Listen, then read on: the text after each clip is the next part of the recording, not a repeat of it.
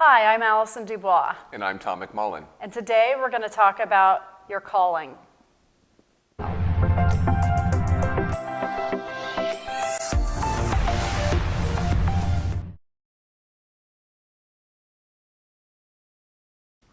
don't think there was a moment that it clicked. It was an evolution of processes. Yeah. You know, because you don't wake up the next day and go, oh, I'm going to do. I mean, when I went through the shift of that reversal of voices, I just remember waking up going, I want my stage back. It was just a consciousness. It came out of nowhere, but it came out of the place of where I was shifting inside. Something inside was coming up that was buried, like a seed that came to life. And that was just a consciousness, but I didn't know what that meant. But then 2 weeks later, someone handed me a brochure on comedy classes, and I went.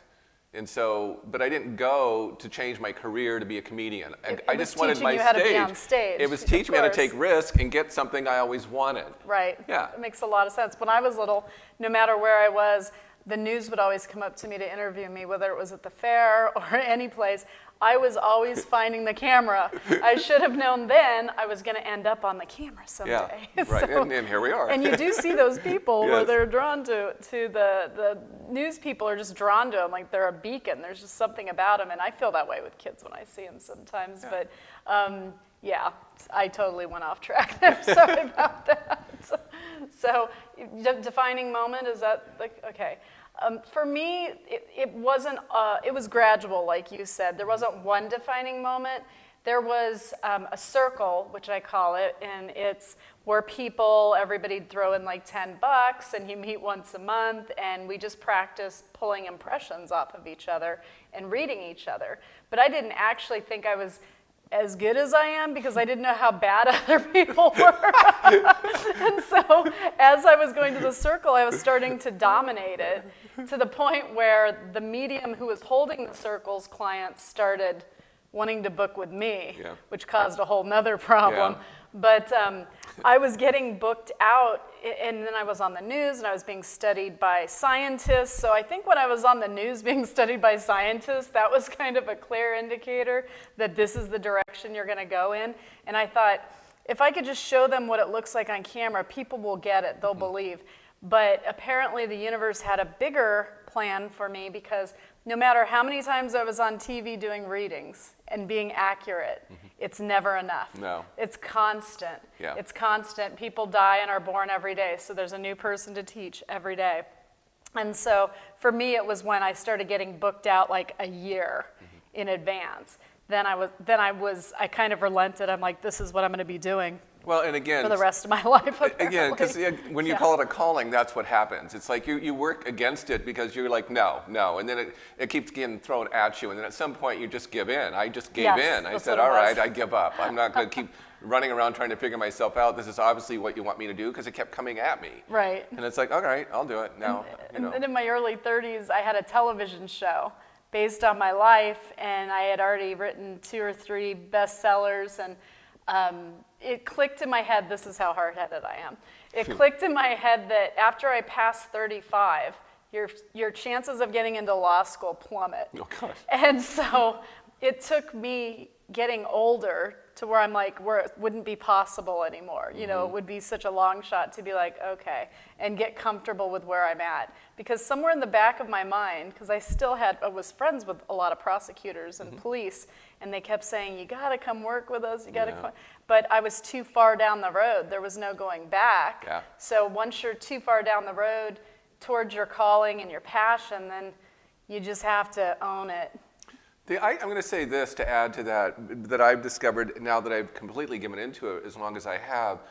When I'm doing a reading or done with a reading and someone turns to me and says, oh my God, this made such a difference in my life, don't ever stop doing what you do.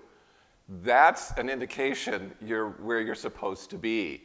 It's not the money. It's not like, you know, the like, where am I going to work next or these things. It's like you do it and it's like, you know you have to do it again because someone's responding to you in that way. It's like now you're not in charge anymore because it is a calling. Right. You're giving yourself over to something because something out there is telling you this is what people want and need, and you're the one. Like I'm just a conduit. Exactly. For the dead. Yes, but that's why to speak to the living. And there's really no ego in it because it's never about us. It's about what we're doing for the person we're with. Well, and that's important for us to constantly be checking ourselves and make sure that our work or a reading that ego doesn't creep in, that the focus stays on the client Absolutely. and their needs.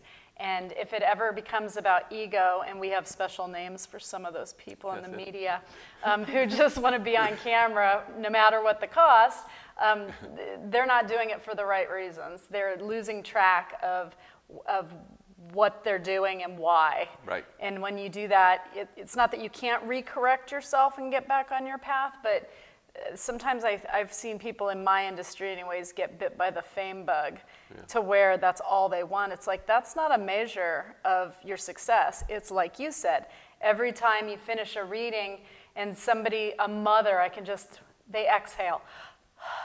When I bring their child through and I finish and they've been holding their breath for like 3 years since their child died, and they're like, thank you, I feel like I can live and he's gonna move forward with me. And I'm like, yes, exactly, but I've done something. I've helped to change a person's life for the better, and I've done it for the people who have died as well, because I'm speaking for them, and it's just so soulful and meaningful. Well, and the misnomer is that, psychic mediums, astrologers, that we're going to predict the outcome of your life. And we did a video on this on free will. But the thing is, you're right, we're guides. We're guiding you to your life that you want to live, not how we're going to make it turn out for you. That becomes about us being right or wrong, and that's not the reason or the value of what a real person in our field should be doing. Like, I can see if somebody's going to get married, but are you going to marry the right guy? Right. I can see, with some people, I can see a baby, that there's definitely a baby, but then I get other people that say, I'm 42, am I going to have a baby? And it's like, I wouldn't roll the dice on that one unless you want to be more proactive. You need to make that happen for yourself, and there are ways these days, but you don't look to us to do what you need to do. We're just guiding you when it comes to a path, but I just wish people would put a little bit more thought when they were younger into direction, so that they don't look back and say, I wish I had.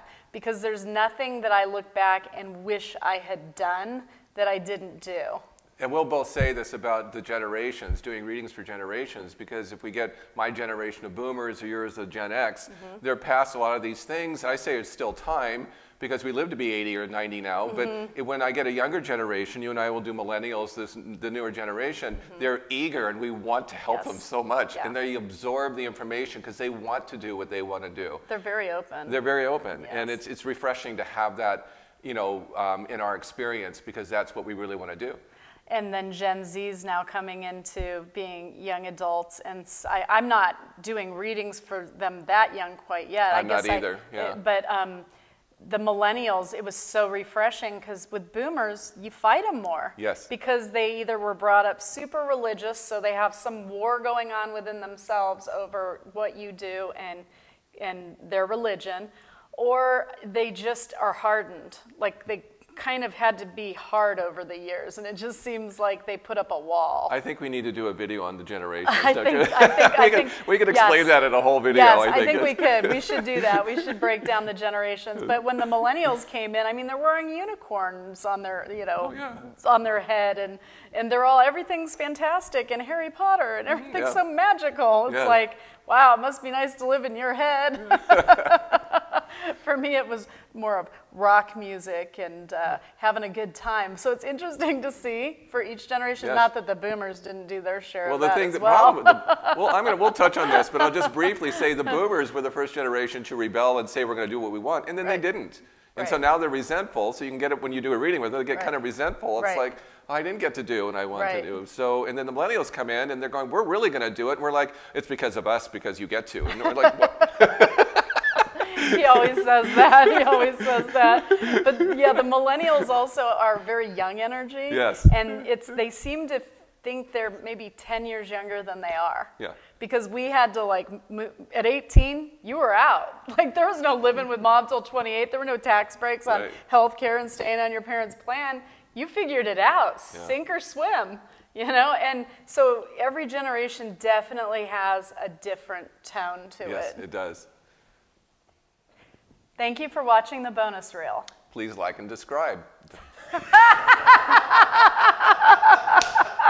I knew I'd love it. I know. Let's do that again. Okay. Oh my gosh. Thank you for watching the bonus reel. Please like and subscribe.